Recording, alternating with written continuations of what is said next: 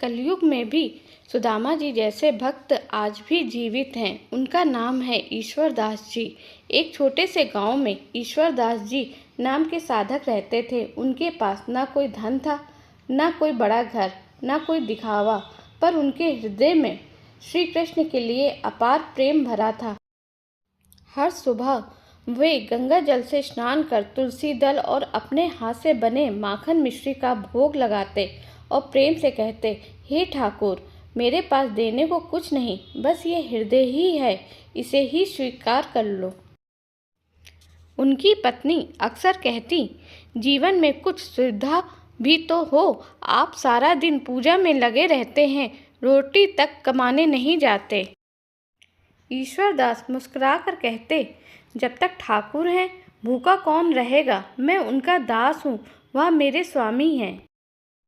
एक दिन गांव में भयंकर अकाल पड़ा, खेत सूख गए, अनाज खत्म हो गया, लोग नगर की ओर चले गए, पर ईश्वर दास जी ने कहा, मुझे ठाकुर छोड़ने नहीं देंगे, यही मेरी तपोभूमि है।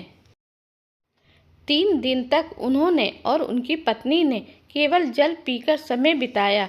चौथे दिन जब वह ठाकुर जी के आगे दीपक जला रहे थे, अचानक द्वार पर कोई आया। वहाँ एक सुंदर ब्राह्मण खड़ा था, हाथ में चावल का पात्र और माखन की हांडी लिए। भक्त ईश्वरदास ठाकुर ने यह भेजा है। उन्होंने कहा, मेरा दास भूखा कैसे रह सकता है।